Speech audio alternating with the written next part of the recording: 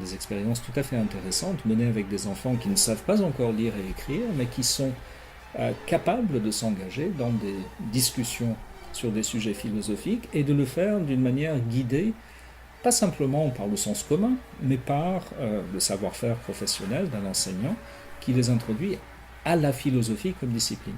Quoi de plus structurant, disons, de ce point de vue, pour des jeunes enfants et des adolescents, d'avoir des habitus de dialogue à visée, disons, philosophique, pour faire l'expérience, disons, de la diversité, de se confronter à une altérité plurielle, qui est le point de vue finalement des autres. La pratique de la philosophie avec les enfants, ça se développe partout dans le monde. Ça a commencé avec Matthew Lipman aux États-Unis, véritablement dans les années 70, ça s'est développé au Canada, et puis ça s'est développé dans tout le monde anglo-saxon. Il y en a en Australie, en Nouvelle-Zélande, mais aussi en Asie, en Afrique, etc. Et le but de la chaire UNESCO, c'est de coordonner ce réseau international, de fédérer les acteurs, de fédérer les chercheurs, de fédérer les formateurs, et puis aussi de créer du lien entre les enfants. Comment faire prendre conscience à partir des jeunes enfants, comment partir donc de la philosophie pour résoudre un problème d'ordre environnemental. Dans tous nos textes, par exemple les missions de l'école, sont de former des citoyens responsables et des citoyens de la démocratie, des citoyens démocratiques. Or, si aucune discipline ne forme les élèves à cela, il y a un problème. Donc c'est la raison pour laquelle on a associé à la philosophie politique de ce cours la dimension éducation à la citoyenneté. Ce n'est pas un cours de philosophie, c'est un cours d'éducation à la philosophie et à la citoyenneté. L'éducation ne doit pas uniquement se réduire à la transmission d'un savoir, ça n'exclut pas le savoir, mais l'éducation devrait prioritairement viser la formation de la pensée. Ce sont des jeunes qui traversent une période de leur vie difficile, dans laquelle ils se posent beaucoup de questions. Et en fait, le cours de philosophie est un lieu dans lequel on peut recevoir ces questions-là. L'idée fondamentale est de combiner la pratique verbale philosophique avec une pratique philosophique artistique. Donc, je dis bien pratique philosophique artistique parce que dans notre vision des choses, la partie artistique est philosophique au même titre que la partie des discussions verbales. En fait, moi j'adore voir l'émergence de l'idée. Vraiment le moment où on voit l'enfant qui se concentre et là il fait naître une idée en lui, quoi. Et il l'exprime pour la première fois, il s'en rend compte. Et là il se rend compte que son idée a une valeur, qu'il a produit un fruit intellectuel qui est puissant et qui parfois emporte le groupe ou crée le débat et des choses comme ça. Le but de la fondation SEV, ça veut dire savoir-être et vivre ensemble. C'est de développer chez les enfants le savoir-être et le vivre ensemble, dont les ateliers de philosophie sont un des éléments essentiels. Alors je pense que si on apprend à un enfant à penser, c'est-à-dire à douter, donc il a un choix entre deux alternatives. Donc à ce moment-là, l'enfant a un degré de liberté puisqu'il a un choix. Donc à ce moment-là, mais ça l'oblige à comparer une parole, une vérité, une rencontre, un livre, et c'est le travail, c'est une élaboration. Donc apprendre à penser, c'est amusant, mais c'est fatigant. Edwige Schroeter, vous l'avez entendu largement dans le film.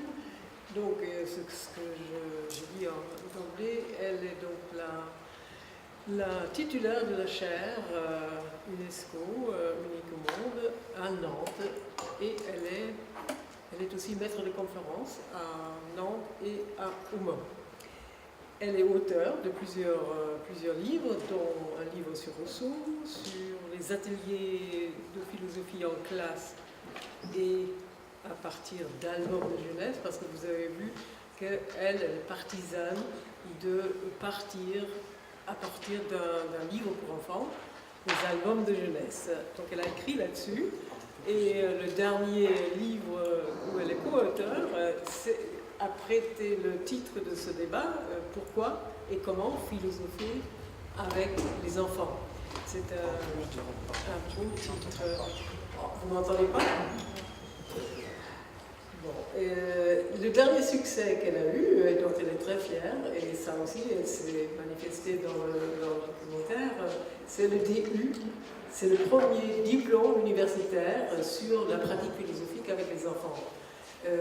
C'est un vrai combat. Hein. Je pense que contre les inspecteurs et certains inspecteurs, pas tous, hein, parce que vous avez vu une inspectrice dans le film qui a une position tout à fait positive vis-à-vis de cette pratique dont elle dit il ne faut pas rester dans la pensée, mais aussi il faut passer à la pratique, à l'agir. Il ne faut pas que ça reste abstrait.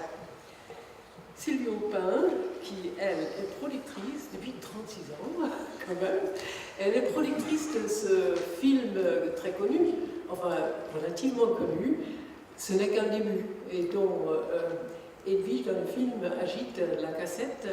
Et c'est un beau film, c'est vrai, ce n'est qu'un début. Donc elle a commencé comme ça. Elle est aussi présidente d'une fondation, d'une association qui s'appelle Les Enfants et la Philo.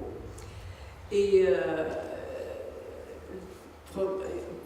j'aurais dû commencer par là parce que c'est vraiment la chose la plus importante. Elle est productrice de cette série de philosophie pour les enfants qui s'appelle Millie Miss Question. Moi, je trouve que c'est une merveilleuse idée d'avoir inventé cette série qui est basée sur une petite fille qui pose 1000 questions, effectivement. Ça va quoi porter demain à l'animal, l'homme, etc. Et elle vient de produire la deuxième saison, dit-on, pour les séries, même si c'est pour les enfants, c'est justement pour les adolescents. Et ça commence le 24 novembre. Donc, le 24 novembre, c'est diffusé sur France 5 dans la section Zouzou, ça s'appelle. Voilà. Et Michel Tozzi, vous l'avez vu aussi dans le film, c'est lui le plus ancien enfin après Mathieu Lippmann quand même, un des pères de la philosophie avec les enfants en France. Et il est enseignant à Bordeaux ou Montpellier. À Montpellier. Donc maintenant à vous de poser peut-être des questions ou avoir des remarques sur le film. Et sinon, n'oubliez pas le thème, pourquoi et comment philosopher, à moins que nos invités veulent dire un mot en premier.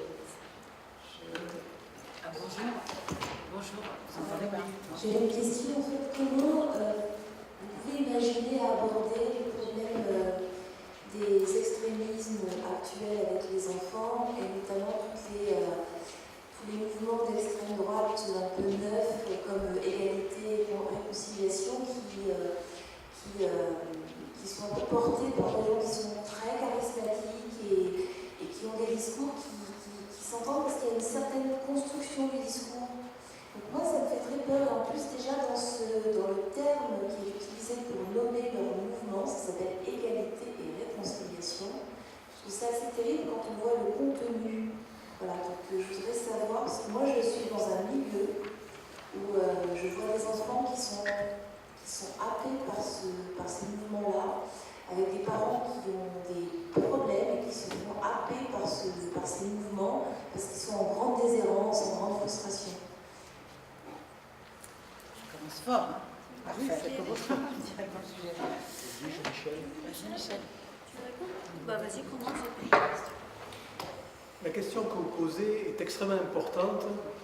Et si on regarde par exemple le programme franco-québécois belge qui s'intitule Philo-Jeune, qui a été largement présent dans ces 3 derniers jours, c'est la motivation. C'est-à-dire que nous avons créé essentiellement dans ce programme pour une prévention de la violence et sa forme la plus extrême, qui est la radicalisation et le terrorisme.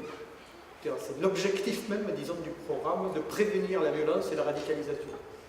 Et alors nous pensons, parce que c'est notre hypothèse, que c'est le développement de l'esprit critique, disons, donc, chez les enfants, la capacité d'écouter l'autre, donc de le respecter dans ses idées, et à travers le respect de ses idées de sa personne, que l'on va développer une philosophie, disons, humaniste, qui est une philosophie de l'inclusion, et non pas de la haine et de l'exclusion.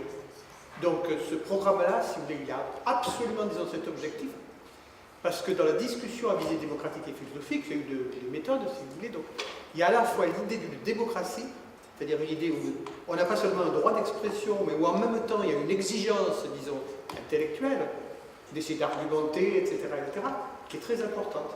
Et donc, toute cette dimension-là vise à développer à la fois un esprit démocratique de tolérance, disons, et d'écoute, et on lui donne un contenu philosophique pour qu'on ait une démocratie et que la DVDP, par exemple, soit une contribution à l'éducation et une citoyenneté réflexive. Et donc c'est ça, si vous voulez, tout notre objectif, et nous pensons que c'est la meilleure manière, disons, de développer chez les enfants l'esprit de tolérance par l'esprit critique, et qui est le meilleur service qu'on puisse rendre à la démocratie contre toutes les tentatives, si vous voulez, de radicalisation ou de dictature. Oui, je peux juste, pour rajouter, moi je pense que ce qui est important dans l'objectif de la philosophie avec les enfants, c'est l'apprentissage de la pensée complexe. Et c'est particulièrement possible quand on s'empare de questions philosophiques, parce que par exemple, une question philosophique, il n'y a justement pas de réponse immédiate, absolue, objective. Quand on est en atelier de philosophie à l'école, on est dans un rapport au savoir qui est tout à fait particulier, puisque le maître, la maîtresse, l'animateur, quand il pose la question, il n'a pas la réponse. Il peut avoir des idées, il peut avoir des convictions, il peut avoir des croyances qui sont liées à cette question-là, mais la réponse avec un M majuscule, elle n'existe pas, elle n'existera jamais, et il faut que les enfants saisissent que c'est complexe et que c'est bien que ce soit complexe, c'est normal que ce soit complexe. Donc moi je dirais que par rapport aux luttes contre toute forme de dogmatisme ou de fanatisme, cet apprentissage de l'amour de la complexité, c'est un des objectifs les plus essentiels de l'atelier philo. Après, pour faire un tout petit peu l'avocat du diable, je pense qu'il faut se méfier aussi de toute tentative de vouloir avoir pour objectif que les enfants pensent comme on voudrait qu'ils pensent. Voilà. Donc, et pour la tolérance, par exemple, là je vais faire ma philosophe, peut-être qu'il y a des choses qui ne sont pas tolérables aussi. Donc, vous voyez, je veux dire, il faut toujours complexifier les choses et il faut toujours, même si, alors on parle d'extrême droite, on parle d'autres formes de fanatisme, etc., on n'est pas là pour amener les enfants à penser comme on voudrait qu'ils pensent. On est là pour développer la pensée critique, la pensée complexe, des aptitudes de pensée, et après, ils pensent par eux-mêmes. L'important, c'est qu'on les rende lucides et qu'ils ne soient pas manipulés, évidemment, mais on est là pour les amener à penser par eux-mêmes, mais peut-être qu'ils ne penseront pas comme on pense nous. Voilà. Là, justement, il y a dans le film un animateur qui intervient, c'est Romain Igora, et il met en question, ou il dit qu'il faut se méfier du relativisme. Ça me semble aussi un danger. Mais bon, tu l'as bien évoqué, Edwige, il faut tout le temps être entre deux extrêmes, et c'est très difficile pour l'animateur. Si je peux me permettre, c'est aussi... on parle effectivement d'extrémisme, on peut parler aussi de difficultés à la maison, on peut parler aussi de difficultés dans la cour de récréation. Tous les niveaux de difficultés sont des difficultés, donc après... il y a notre regard d'adulte, surtout sur ce qui se passe dans l'information et qui est véhiculé sur tous les médias. Il y a aussi notre difficulté pour l'enfant, en tout cas, de revenir avec un paquet très lourd de l'école à la maison. Donc, il faut mettre un peu en relatif toutes les difficultés que parfois l'enfant porte et qu'on ne connaît pas et qu'on arrive aussi effectivement à soulever dans les ateliers philo en toute discrétion, parce qu'effectivement ça sort pas là. Mais je voulais juste aussi rebondir sur le fait que on se rend compte qu'effectivement on n'est pas là pour dire c'est bien la philo pour enfants, on n'est pas là pour dire c'est mal, on est là pour simplement éveiller, donner à l'enfant la capacité de se sentir comme une personne reconnue et valable, simplement parce que ces mots ont une qualité qu'ils ne rencontreront pas parfois dans le sein de l'école, simplement parce qu'ils sont dans un échange, un savoir, un apprentissage, on ne leur demande pas juste une toute petite chose. Comment penses-tu? Qui tu es? Il y a un enfant qui lève là, je vais lui laisser la parole. Donc voilà, et je crois que c'est la plus belle chose qu'il faut d'abord retenir de la qualité des ateliers philo, c'est la possibilité de l'écoute. L'écoute qui n'arrive plus aujourd'hui, la difficulté où on mélange tout, on met tout en pression, avec des médias qui nous donnent une information qui est toute la même. Bon, moi je suis assez concernée sur le sujet parce que voilà, je respecte beaucoup certaines personnes qui sont de cette pièce. Bichette aussi, monsieur Geneviève Fedvige. Et voilà, je voulais juste te dire que c'est très important de comprendre le fond.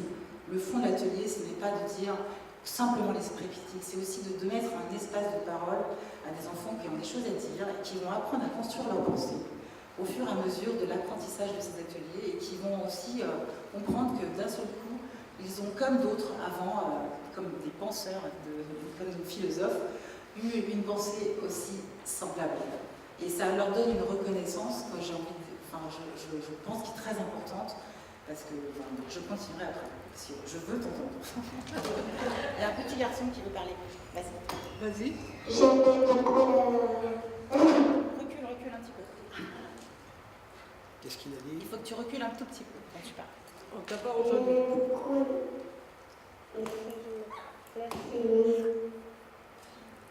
Tu as aimé la philo? C'est ça? C'est le film? Tu as aimé le film? Merci. Merci. Et puis il y a Myriam qui voulait parler. Oui, en fait, tout à l'heure, quand vous avez parlé de la tentation des extrêmes, moi je rejoins un petit peu ce qu'a dit Edwige, et d'ailleurs Michel cite aussi. Je préfère parler de fanatisme, de dogmatisme, de tentation, plutôt que du mot terrorisme. Terrorisme parce que je trouve justement, si on veut ne pas orienter les enfants, il faudrait d'abord dégager la définition du mot, et essayer de recueillir la représentation en place. Qu'est-ce que c'est que le terrorisme? Parce qu'il y a aussi du terrorisme du côté de certains États. Donc, c'est pas toujours, le terrorisme ne vient pas toujours des citoyens, des individus. Ça peut être un terrorisme étatisé, institutionnalisé. Donc, pour éviter, justement, je pense qu'effectivement, l'espace de parole, recueillir la représentation et essayer de dégager une définition du mot, si on veut l'utiliser. Parce que je vois que quand même Michel et puis je ne l'ont pas utilisé. Alors même qui répondait à votre question, et que votre question comportait ce mot, qui aujourd'hui effectivement était un mot un peu galvaudé, il faudrait faire attention. En tout cas, nous, je pense qu'à utiliser ce mot, on préférera, je pense, c'est important. Je pense pas ce que vous en pensez, voilà. Mais bravo pour le film. Merci. Est-ce qu'il y a d'autres remarques? Sinon, moi je voulais attirer votre attention sur une partie de ce film. Il est en deux, cette partie-là, il y en a deux qui l'ont exprimé, c'est-à-dire l'impact positif de la philosophie avec les enfants. Parfois on dit pour, mais avec, je crois que c'est encore mieux. Et c'est d'une part Claudine Leleu, en Belgique, professeure de philosophie et citoyenneté. Elle a fait ce test, et bon, c'est évident qu'il y a un impact favorable. Et puis le professeur universitaire au Québec, qui s'appelle Serge Robert, également, il a fait des tests sur 2 ans et dans des milieux défavorisés. Alors ça prouve qu'il y a un impact sur la capacité d'expression, sur la confiance en soi, très important, et sur la réflexion et l'esprit critique. Voilà, bon, je crois que le film donne une image positive, plutôt positive, à part l'intervention de Bernard Stiegler, qui n'est pas contre le questionnement, mais qui pense, enfin qui a des réserves par rapport à la philosophie pour les enfants trop jeunes. Qu'est-ce que vous en pensez, Michel Tozzi? Je voudrais dire une chose, peut-être préciser, puis je répondrai à votre question. Les individus, les groupes, les États, quand ils ne sont pas d'accord, ils ont une solution, c'est de se faire la guerre.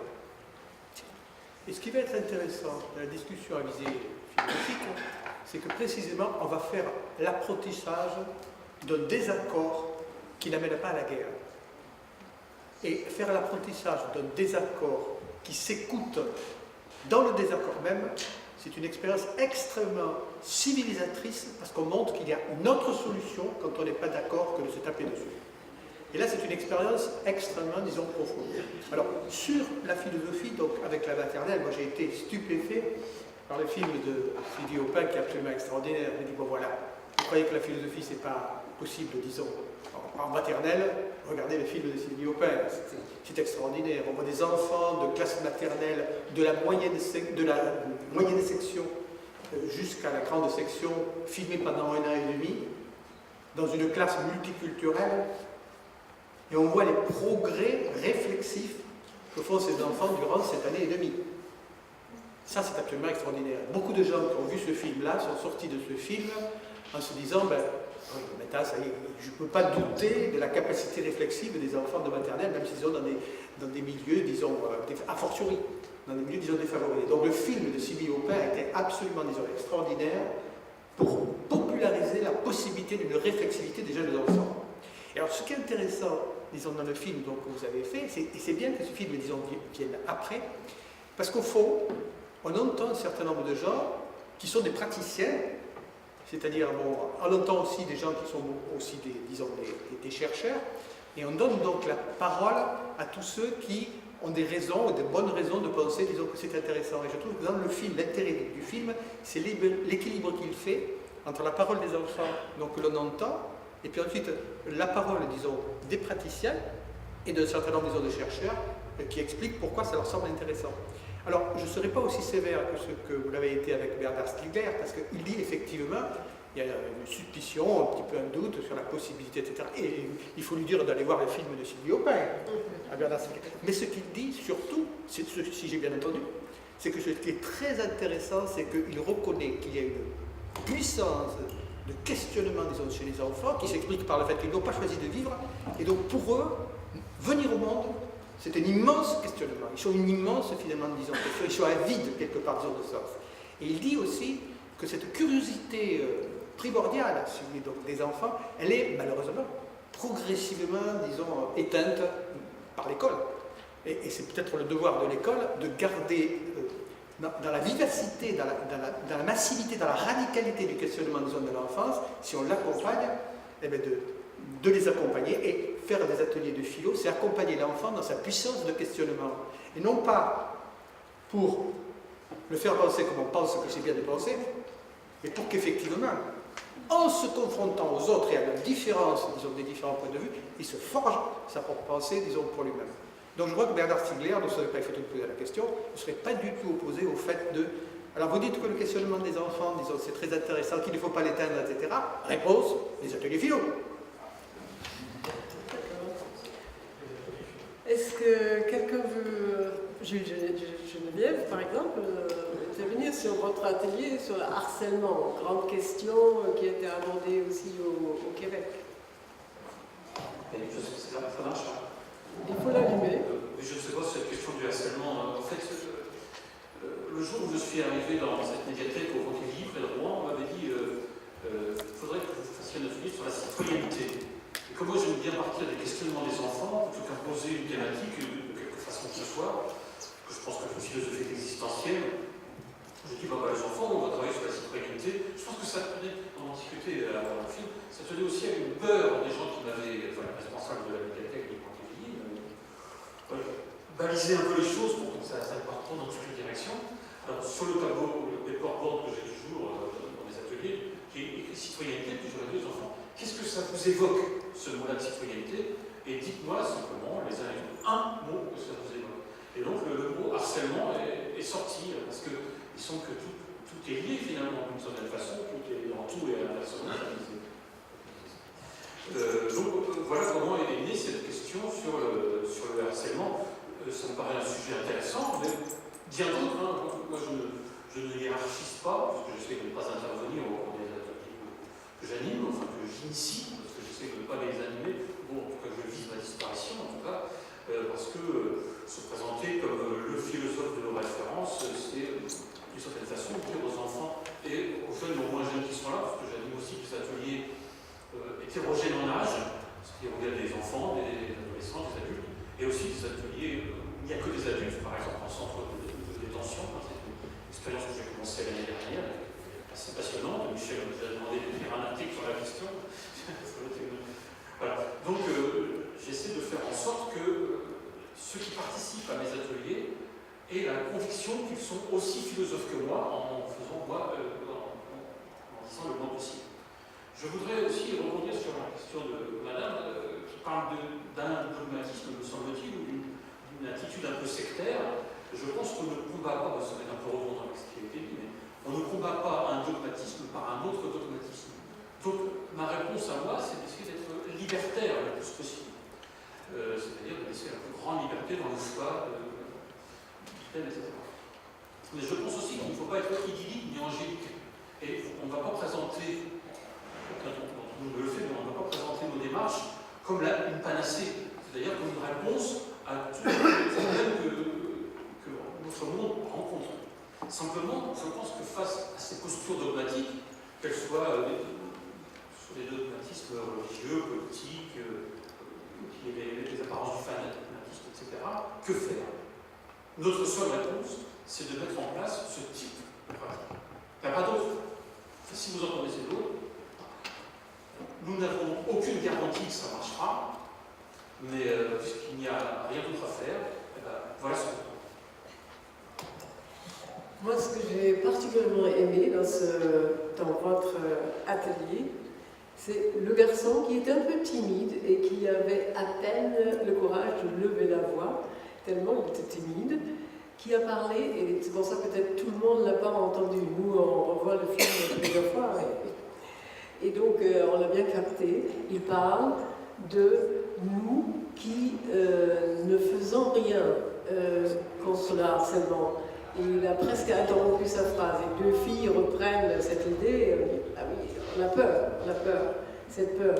Et c'est là précisément où je me demande, est-ce que le rôle d'un animateur n'est pas justement de relever cette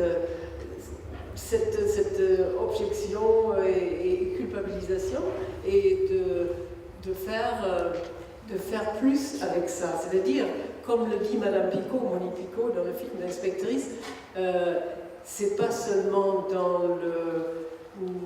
le penser et le parler que ça doit se terminer, mais aussi dans l'agir. Alors, est-ce que, Edwige, peut-être aussi, quelle est ton opinion là-dessus? Est-ce qu'on ne pourrait pas les encourager de résister à cet harcèlement collectivement?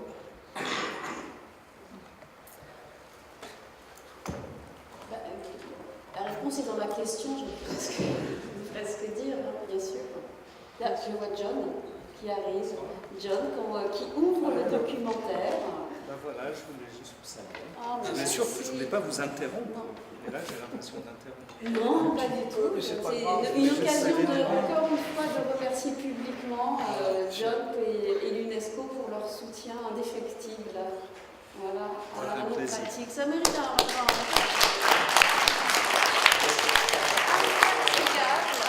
infatigable depuis plusieurs jours. Et ce n'est qu'un début ce soir. Nous c'est pareil. La projection s'est bien passée?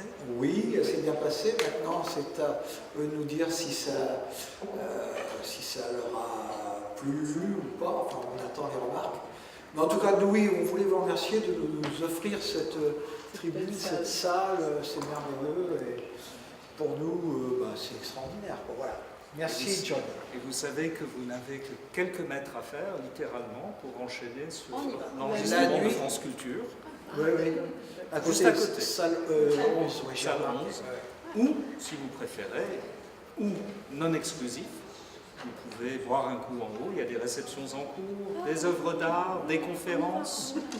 Le restaurant de l'UNESCO est ouvert pour ceux qui auraient envie de faire un repas un peu plus gastronomique. Et puis on vend à peu près depuis le muffin jusqu'au menu gastronomique, il y a tout ce qu'il vous faut.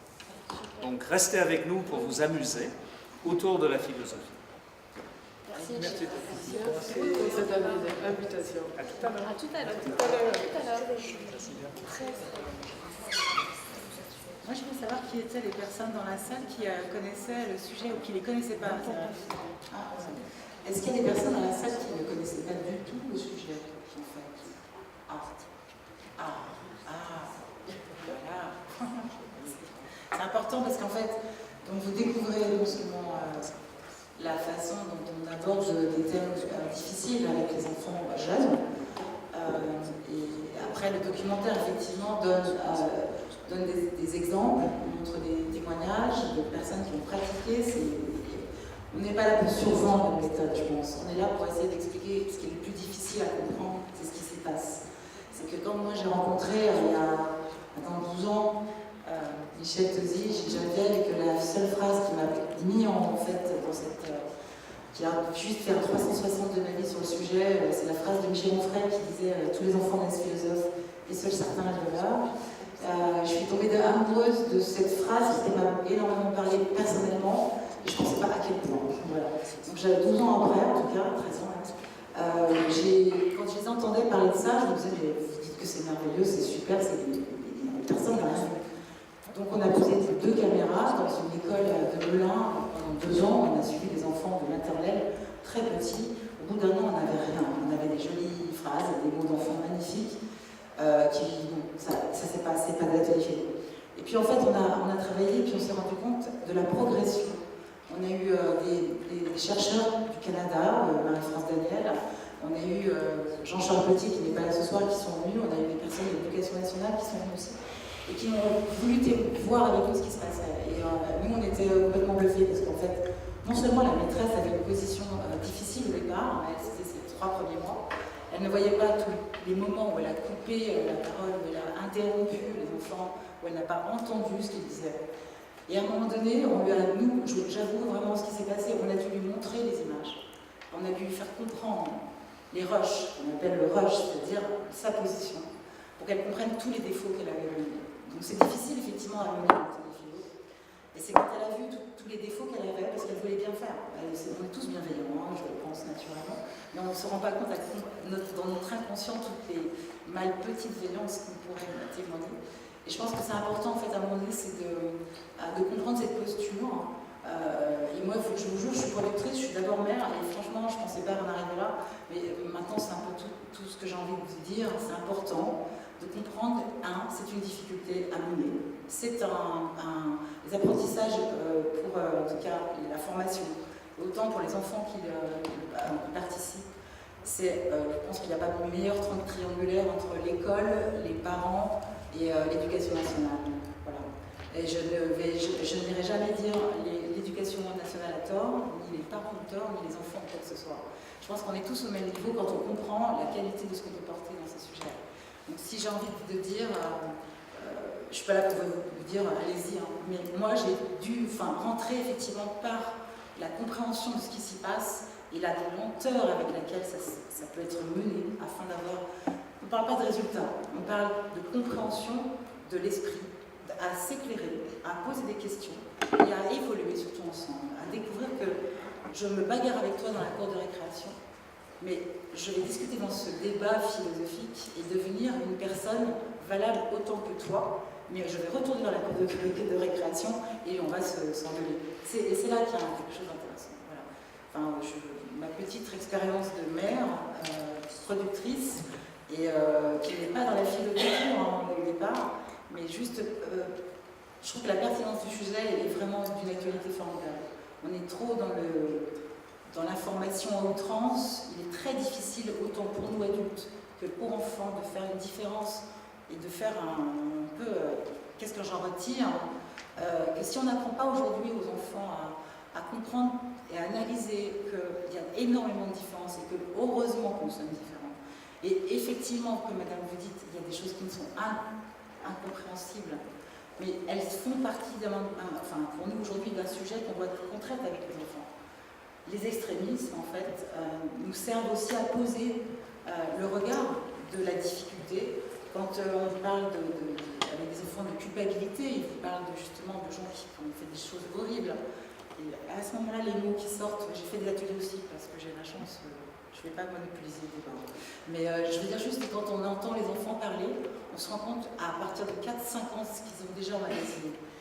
Et c'est là qu'on se dit que c'est le plus tôt possible, et que c'est merveilleux de les accompagner et de faire des ateliers philo tout au long de la vie, ce que je proclame, et tout au long, à partir de la seconde, ce que M. Châtel m'a dit le 17 novembre 2010, quand nous étions en train de sortir le film de Ce n'est qu'un début en maternelle, j'ai les photos, je veux dire, on était tous ensemble en train de se dire, c'est long, il faut continuer, il ne faut pas lâcher, parce que de toute façon, on est tous dans des débats à dire c'est de la philo, c'est pas de la philo. C'est vrai, on peut se poser la question. Il faut se battre parce qu'un enfant qui dit « Maman, j'ai fait philo quand j'ai 5 ans », franchement, c'est mieux que dire « J'ai fait éducation civique et morale ». Voilà, il ne le dit pas d'ailleurs. Voilà, c'est tout ce que j'aimerais dire. Merci. Merci pour l'intervention. Bon, le téléphone, apparemment, on n'en peut pas les éteindre. Oui, une seconde. Je voulais juste, je vous donne la parole ensuite à Geneviève également, sur la philo qui n'est pas encore bien acceptée et parfois même refusée par les élèves. J'ai l'exemple de l'animatrice de cette école professionnelle, de ce lycée professionnel, qui n'ose même pas parler de philo à ses élèves. Et c'est pour ça que son atelier s'appelle Actualité, voilà, débat de société, quelque chose comme ça. Atelier de réflexion. Et on n'ose pas prendre ce mot philosophie parce qu'il fait peur. Et hier, Evie, je l'ai entendu dire, mais non, on réclame philosophie. Mais bon, parfois, vraiment, cette image négative, ça fait peur. Donc, qui veut intervenir? C'était vous? Une, Geneviève et la dame d'abord. Allez-y, madame. S'il vous plaît, je voudrais vous poser une question, surtout à vous en fait, parce que ça m'a touché beaucoup quand vous dites que l'objectif ce n'est pas de donner des réponses, mais de quelle façon vous arrivez à gestionner le fait que vous êtes en train de donner une réponse par rapport à la philosophie, comme si c'était la réponse, c'est-à-dire les moyens pour avoir ce qui est mieux. De quelle façon vous gérez ça avec les enfants? C'est le risque-là, à mon avis, si on peut dire que c'est un risque. Là, vous posez la question du dispositif. C'est-à-dire comment on va organiser l'atelier de philosophie pour que ce soit un moment de philosophie? Non, c'est pas ça. Moi, ce que je veux dire, c'est que si l'objectif, ce n'est pas vraiment de trouver les réponses, c'est-à-dire parce qu'il y a beaucoup de réponses qui ne sont pas valables, c'est-à-dire c'est impossible de trouver des réponses. C'est plutôt les questionnements. Mais moi, ce que je voudrais savoir pour un enfant, de quelle façon on arrive à gestionner le fait que vous êtes déjà en train de lui donner une réponse en lui disant que la réponse, les moyens, c'est la philosophie. Vous comprenez ce que je veux dire? C'est-à-dire, moi, ce que je voudrais vous poser comme question, d'une façon ou d'une autre, quand on est en train de ne pas juger, on est en train de juger. Et maintenant, parmi la philosophie, on est en train de juger la philosophie comme quelque chose de positif. On est en train de dire que c'est bien. Alors, est-ce que ça, ce n'est pas une façon de donner une réponse? Est-ce qu'on ne conditionne pas aux enfants à vraiment à être formés au lieu d'être informés? C'est-à-dire, on ne tombe pas, de quelle façon vous gestionnez le fait de ne pas tomber dans une formation, dans une stéréotype, de se dire ça c'est bien parce que vous comprenez ce que je veux dire? Est-ce que tout acte éducatif n'est pas une forme d'imposition d'une vision du monde? Mais de quelle façon vous transmettez alors si l'objectif c'est de se poser des questions, d'accepter l'autre et finalement on est chacun dans une sorte d'interprétation? Je dirais, excusez-moi, enfin, après on pourrait en discuter justement sur pourquoi non, et comment philosopher avec les enfants. Il faut déjà... Oui, ma question c'est plutôt quand vous gestionnez ça, de quelle façon vous transmettez cet aspect aux enfants depuis un atelier philosophique? Encore une fois, Tout dépend de la façon dont on répond déjà à cette question de savoir pourquoi on va mettre en place des ateliers de philosophie avec les enfants. Et le documentaire là, de Christian et Brigitte montrait bien la pluralité des dispositifs et des approches. Je vois Geneviève dans la salle, je vois Gilles, il y a Michel, il y a moi, il y a tout le monde pratiquement, il y a sûrement beaucoup de praticiens de la philosophie avec les enfants. Et le dispositif et la façon, parce que vous questionnez sur la façon, va dépendre beaucoup des objectifs. Si on est dans un objectif comme celui du courant qu'a fondé Jacques Lévin, on va être plus dans, tu me dis, hein, je parle sous ton contrôle, hein, on est plus dans l'idée d'un recueillement du sujet, que l'enfant se sente reconnu justement dans ce statut d'être humain venant au monde, et donc en tant que venant au monde, se posant des questions qui sont universelles et existentielles, métaphysiques, sur la vie, la mort, le bonheur, l'amour, etc. Donc on est dans des objectifs de reconnaissance, voilà, de se sentir interlocuteur valable. Le dispositif va essayer de répondre à cet objectif. Quand on va être dans un autre courant, qui est par exemple celui dans lequel je m'inscris, qui est je suis plutôt héritière de Mathieu Littmann, je suis plus dans une didactique de ma discipline, c'est-à-dire de la philosophie. C'est-à-dire que moi, mon dispositif va être très très très différent. Parce que mon objectif il va être plus rationnel, l'important de conceptualiser, d'argumenter, de problématiser. Moi j'amène les auteurs, j'amène les philosophes, voilà, parce que ça fait partie de mes objectifs. Et donc ce sera une méthode qu'on appellera peut-être plus magnétique. Voilà. Donc, et c'est très important en formation que l'animateur soit déjà extrêmement lucide sur les objectifs, sur pourquoi il veut faire la philosophie avec les enfants, parce que tout ça, ça va déterminer le comment. Et je crois que pour rendre vraiment hommage au travail qu'a fait Michel dans le monde francophone depuis plus d'une trentaine d'années, c'est d'avoir réussi à créer une vraie communauté de recherche entre les différents praticiens. Parce que même si on peut avoir des objectifs et des dispositifs très différents, nous dialoguons ensemble, nous nous respectons infiniment. Et les rencontres à l'UNESCO sont des moments justement où on peut discuter pacifiquement sur la philosophie avec les enfants, alors qu'on a beaucoup de désaccords. Oui, mais plutôt de désaccords, plutôt des approches complémentaires et différentes. Ah, on pourrait avoir des désaccords, oui. Voilà. Mais tout ça est extrêmement pacifié. Vous je voulais témoigner pour aller dans des lieux très différents, d'une certaine facilité à amener les enfants à réfléchir sur certains sujets, dans certains milieux et à certains niveaux. Mais il y a des groupes de jeunes, de moins jeunes, chez les petits-enfants ça n'existe pas vraiment. Il y a des jeunes qui sont dans des empêchements à penser, qui sont vraiment dans une identification à l'autre pour appartenir à un groupe particulier. Et hier, par exemple, j'ai animé ici un atelier de philosophie avec des jeunes de lycée professionnel. Ils ont mis beaucoup de temps à accepter simplement de se questionner ou d'écouter l'autre. Il fallait qu'il soit identique à l'autre. Alors le fait d'être identique à l'autre, ça mettait dans un empêchement à penser. Donc, quand il y en avait un qui disait quelque chose d'intéressant, immédiatement il faisait un acte répréhensible, et donc on était presque obligé d'intervenir pour dire tu ne peux pas dire faire ça, tu ne peux pas cogner ton voisin, tu ne peux pas. Voilà. Comme si, quelque part, il trahissait son groupe en disant ce qu'il disait, parce qu'il faisait alliance avec nous qui lui demandions de penser. C'était un problème, vraiment. Et je les ai amenés hier, après 4 ateliers, franchement, ils ont complètement changé. Quoi. Hier, ils étaient dans l'écoute de l'autre, d'ailleurs, ils l'ont dit, on est plus à l'écoute de l'autre. Quand on sort de l'atelier, on débat entre nous.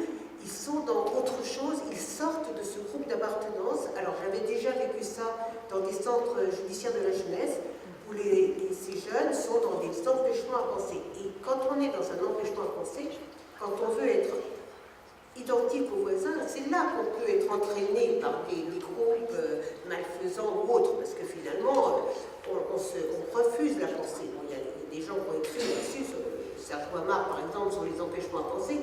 Mais là, c'est difficile d'amener l'atelier philo. Il faut du temps, il faut accepter de prendre du temps, et pendant plusieurs séances, et peut-être pendant des mois, vous allez venir vouloir animer un atelier philo, et ça ne marchera pas. Qu'est-ce qui ne marchera pas? C'est qu'ils ne feront pas alliance avec vous, ils refuseront de dire quelque chose. Alors ça peut être des ateliers où vous avez le silence total, ça peut être des ateliers où on en a marre, on ne peut pas faire ça, ça peut être, comme des jeunes m'avaient dit, mais de toute façon, on ne parle pas la même langue, vous et nous, et donc vous n'allez pas nous comprendre.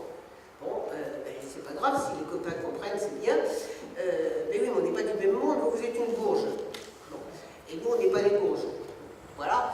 Et là, c'est difficile, c'est simplement un témoignage. Je veux dire, c'est long, c'est très long pour mettre en place un atelier de philosophie dans ces conditions-là.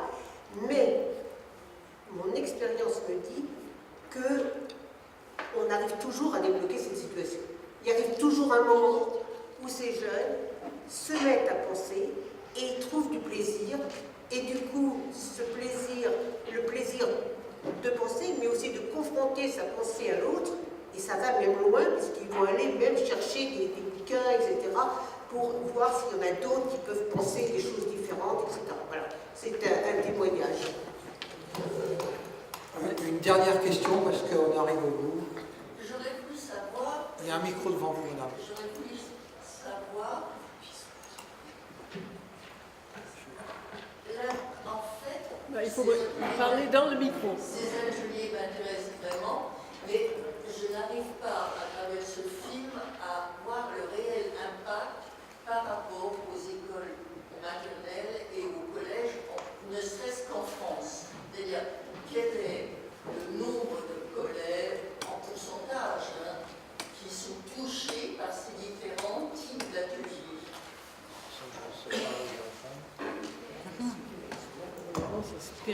Michel en est témoin, ça fait longtemps que je dis qu'il faudrait une thèse en sociologie.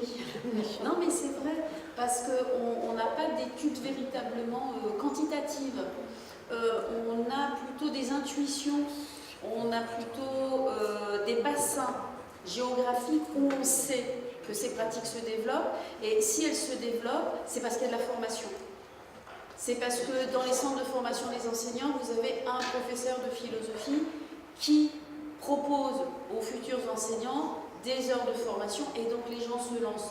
Donc on a plutôt des bassins où on sait que ces pratiques-là se développent, mais très honnêtement, on n'a pas d'études sérieuses sociologiques sur la réalité des pratiques. Et ça manque, hein.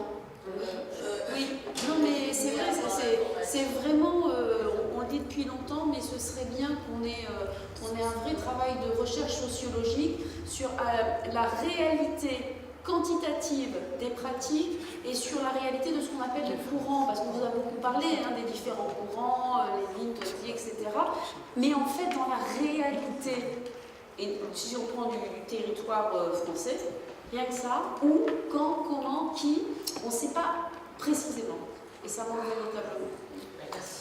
La seule chose qu'on sait, c'est qu'on a fait un premier colloque international sur les nouvelles pratiques philosophiques en 2001. C'est-à-dire il y a 17 ans.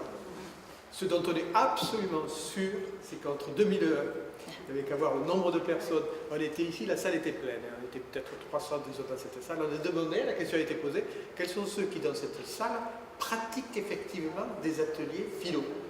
Et les 4/5e des participants qui étaient là pratiquaient. C'était pas ça en 2001. D'ailleurs, on était beaucoup moins nombreux, etc. Et puis, le deuxième élément qui est important, c'est qu'il y a maintenant des relais institutionnels importants. Par exemple, la CARDI de Créteil, qui est la cellule qui s'occupe de l'innovation et de l'expérimentation, a ciblé dans l'Académie de Créteil un certain nombre de collèges et d'écoles dans des zones d'éducation prioritaire pour former les enseignants. Et on a maintenant, disons, des noyaux et des équipes, si vous voulez. Donc voilà, à partir du moment, le fait que c'est été pendant 2 ans, que le mot discussion à visée philosophique soit explicitement une recommandation dans le programme d'enseignement droit et civique, ça a conforté les innovateurs qui le faisaient déjà, alors que ce n'était pas, disons. Et donc ce qui montre qu'on avait donc cet appui-là. Et donc maintenant, il y a énormément de formations qui se développent. Je vous donne un exemple très précis. La Fondation Sèvres a formé l'année dernière 1200 personnes en France aux ateliers philo. Et la même chose donc cette année.